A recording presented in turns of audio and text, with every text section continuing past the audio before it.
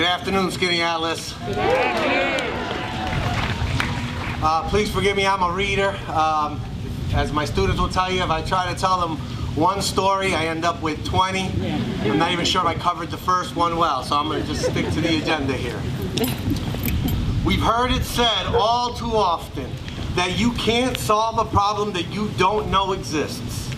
But what about solving a problem that we do know exists, but that we think has nothing to do with us personally? How likely are we to succeed in coming up with a remedy for that problem?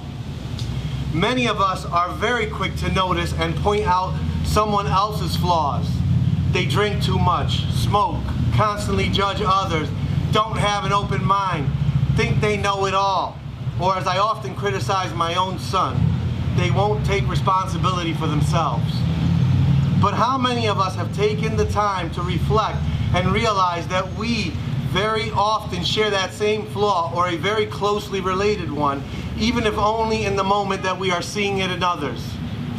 And if we don't own our own addiction or other weakness, why would we get treatment for ourselves? As I reflect on all of those who have demonstrated courage in combating racism, I am overwhelmed by the sacrifices that they were willing to make.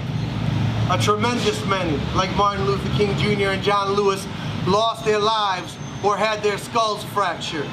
Some, like Colin Kaepernick and the black business owners of Tulsa, Oklahoma, lost their jobs or property.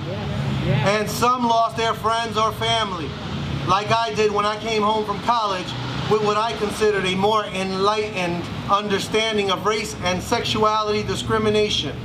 And I attacked the racist and sexist attitudes and behaviors of many of my friends. It didn't take long before they were no longer interested in being my friend. Yet I really wasn't being courageous taking on my friends. I was actually just being a self-righteous, judgmental crusader, trying to impose my view of the world on others. The ironic thing is that I didn't realize what a hypocrite I was at the time. You see, I came to share a secret with you. The secret is this: I am actually a coward. Yes, all 6 foot 6 inches of this Puerto Rican Brooklyn native is a coward. And what I mean by coward is this: I mean that most of my life I have been afraid that someone was going to beat me up, that they would hurt me really bad, that I would be humiliated while it was happening, and that I would even end up permanently disabled or killed. You can imagine the challenge this trait posed growing up in 1970s and 80s Brooklyn. I jokingly tell my students that in Brooklyn you had to learn how to fight or you had to learn how to run, and that I have dozens of trophies for running. I tell them that when a threatening situation presents itself, I simply pull a Gonzalez.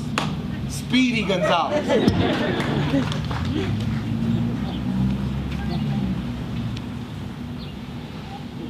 The reason I share this admission of cowardliness is because one day this fear led me to say something in my classroom that I would today consider ignorant, unintentional racism. I didn't know how my fear was contributing to another part of myself that I didn't even know existed, my racist part. How could I be racist? I was a man of color, a teacher with a pro-black sensibility, an anti-racist activist whose first visit to Central New York was incidentally in 1993 to chase the neo-Nazis away. How could someone so woke be so asleep? I am not quite sure what my students and I were talking about that day, but I remember saying something to the effect of, young black men contributed to their own problems by dressing the way that they did.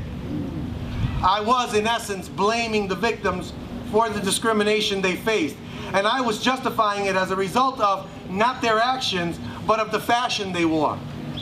Fortunately, as a person who was aware of prejudice and a person who tried to fight it, I went home uncomfortable with what I said. Over the next 3 days, I reflected on this concept, and this is what I discovered.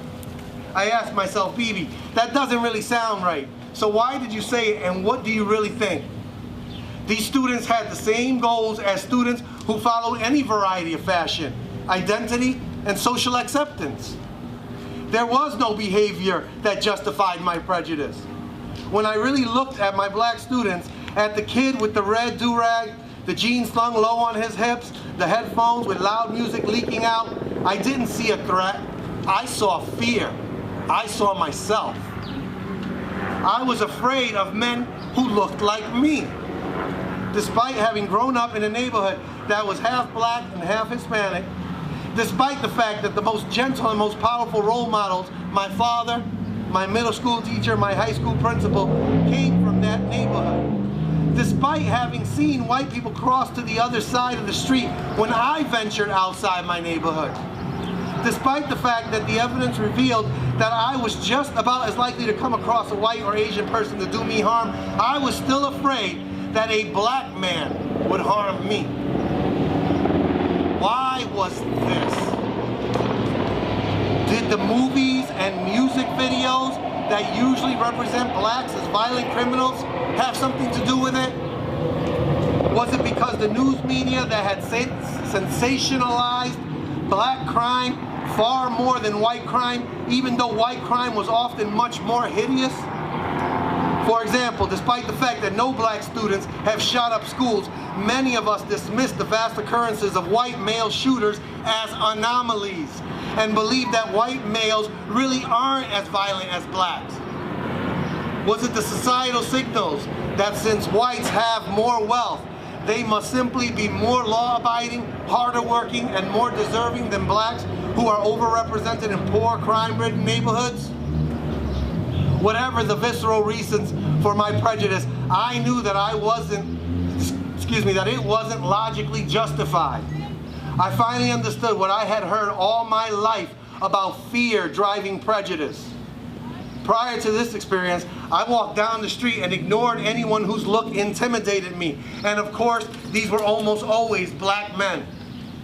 Now I began saying hello to everyone, especially black men. And what I discovered was that those same men whose eyes I had avoided out of fear that they would lead to an attack on me, I now noticed the shine that came from them, as well as the sparkle that came from the smiling teeth that fell beneath those eyes as they responded to my warm acknowledgement. I proved that it was only the story I had been telling myself that scared me. When I asked myself why those black men hadn't seemed to look at me and acknowledge me first, I reasoned that black men are probably so used to being ignored and avoided instead of greeted and acknowledged that they have stopped looking for anyone to show them dignity.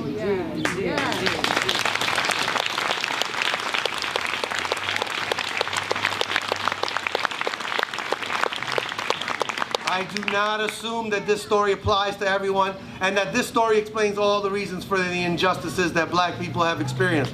There are certainly other reasons why people discriminate.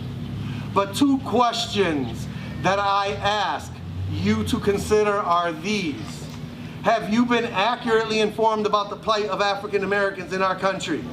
And are you willing to accept the truth, even if it means implicating yourself in part of this in part of this ugliness and injustice?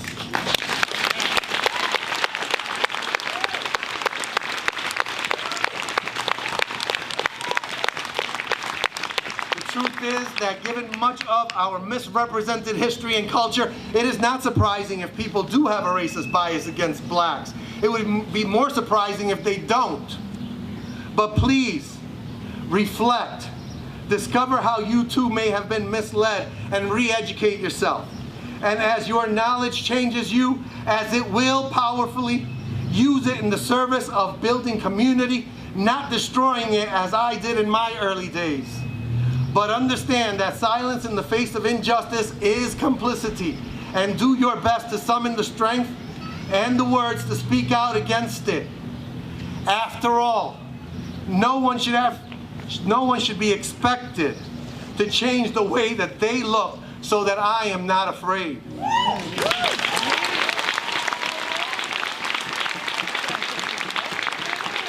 It is my job to question my thinking instead. Black Lives Matter. Thank you for your time.